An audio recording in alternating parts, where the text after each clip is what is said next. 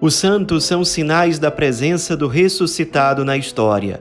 Hoje, dia 16 de abril, celebramos Santa Bernadette Soubirous.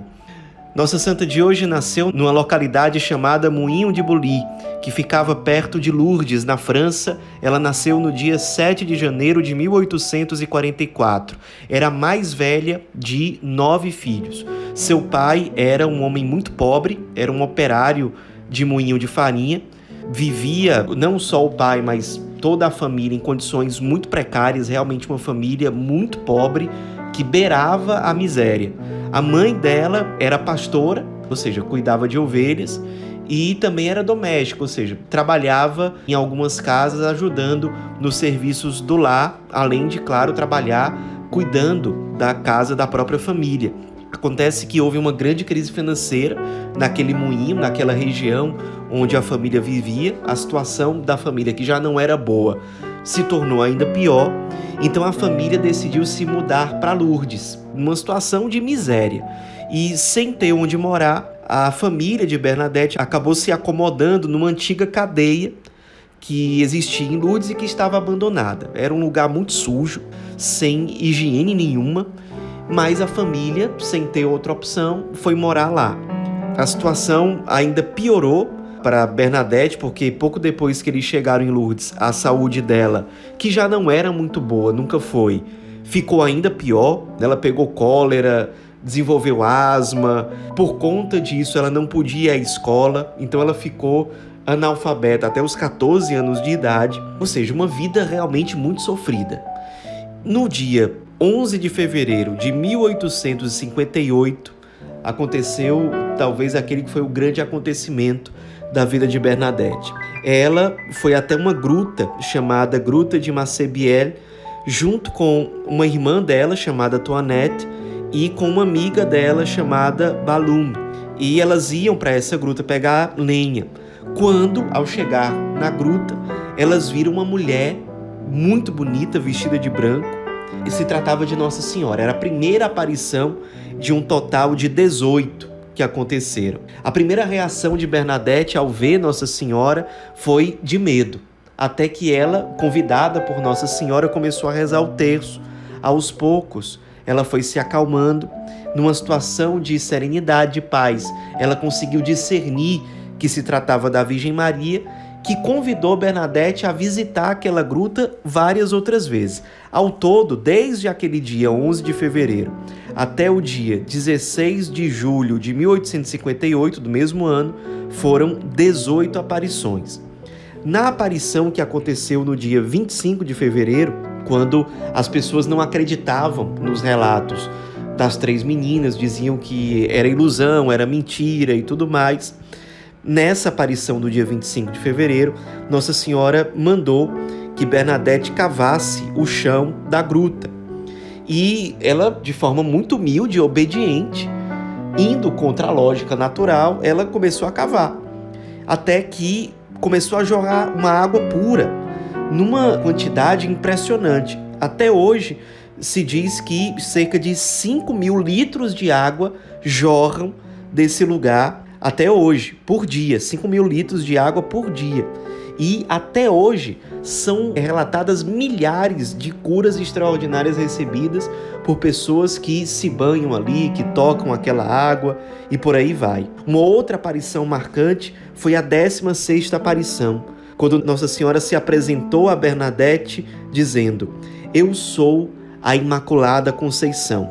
Isso foi um grande sinal, porque o pároco da região, chamado Padre Dominique, que até então tinha muitas dúvidas sobre as aparições, ele concluiu: é impossível que essa menina, muito pobre, que não sabe de nada, analfabeta, conheça esse dogma que foi proclamado há apenas 4 anos atrás pelo Papa Pio IX, que é o dogma da Imaculada Conceição da Virgem Maria.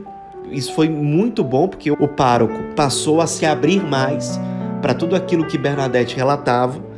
Nossa Senhora, nas aparições, procurava fortalecê-la, porque muita gente dizia que ela era mentirosa, que ela era louca.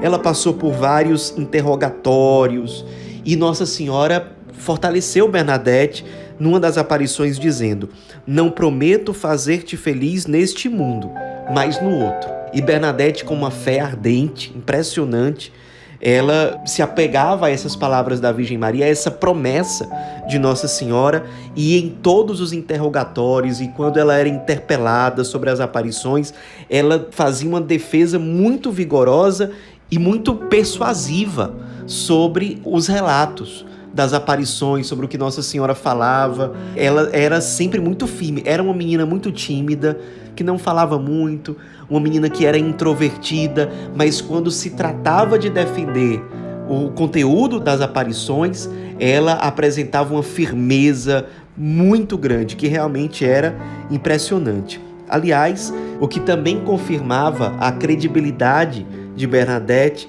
eram os vários milagres que Deus realizou por meio dela, enquanto ela foi viva. Especialmente 2 milagres chamaram muito a atenção das pessoas.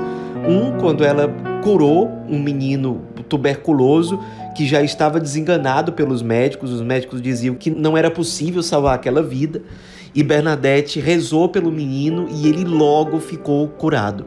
E uma outra cura extraordinária foi quando uma senhora se aproximou dela com uma filha que era paralítica, e Bernadette segurou a menina e logo em seguida ela colocou a menina no chão e a menina começou a andar, a correr, ou seja, uma cura extraordinária. Especialmente por conta desses 2 milagres, Bernadette passou a ser muito procurada pelas pessoas.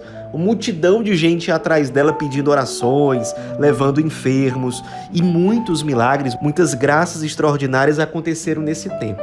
Porém, Bernadette se sentiu muito aprisionada por isso tudo, muito pressionada. Ela não sentia que aquilo era a vocação dela, chamar tanto a atenção assim das pessoas. Ela tinha receio de acabar caindo no orgulho, na vaidade. Então, ela foi pedir abrigo no Hospital das Irmãs da Caridade em Nevers, também na França.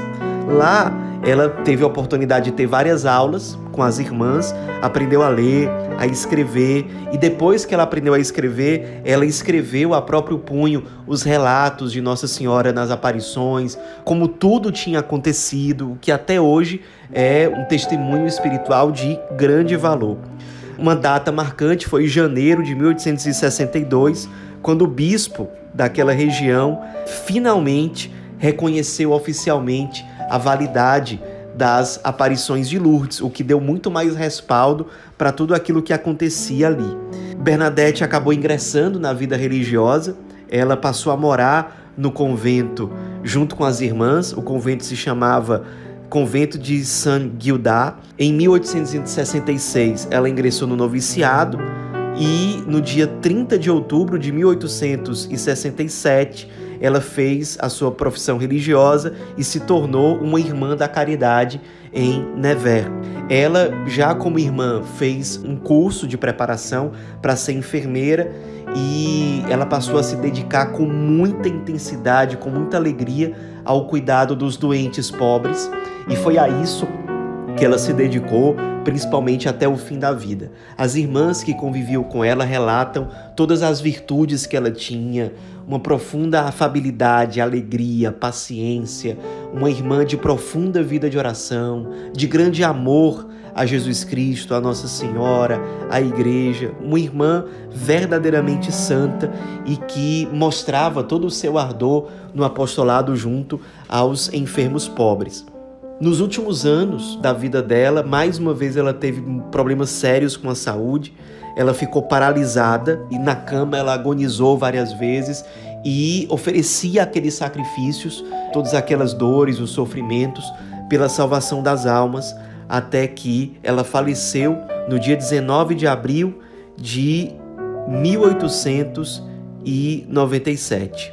Morreu santamente e uma multidão de fiéis foi prestar as últimas homenagens a ela, tanto que o enterro dela teve que durar vários dias para que todo mundo pudesse se despedir dela. Interessante que durante o processo para a beatificação, canonização dela, depois de 30 anos do seu enterro, o corpo dela foi encontrado incorrupto. Por isso, os fiéis passaram a chamar Bernadette de a Santa Dormente, porque olhar para o corpo dela, até hoje o corpo dela está exposto lá na França, como se ela estivesse dormindo. de forma alguma parece o corpo de um defunto. Pelo contrário, transmite uma grande paz, uma grande serenidade, e ela, como não poderia deixar de ser, acabou sendo canonizada no dia 8 de dezembro de 1933, dia da solenidade da Imaculada Conceição de Nossa Senhora. Ela foi canonizada pelo Papa Pio XI.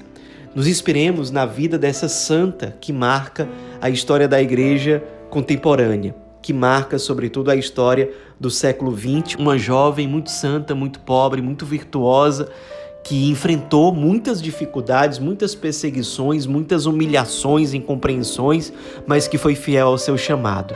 Uma santa diretamente vinculada a um dos principais santuários marianos em todo o mundo, que é o Santuário de Lourdes, aonde até hoje milhões de pessoas foram visitar. São muitos milhares de relatos de curas e de graças extraordinárias recebidas ali, e Deus quis se utilizar daquela jovem pobre, com a saúde frágil, que não sabia ler nem escrever, mas que sabia amar Jesus e Maria, e foi isso que ela fez nos últimos anos da vida, se entregando a Jesus presente nos pobres, até entregar a sua vida até o último suspiro, como louvor a Deus. Santa Bernadette Soubirous, rogai por nós.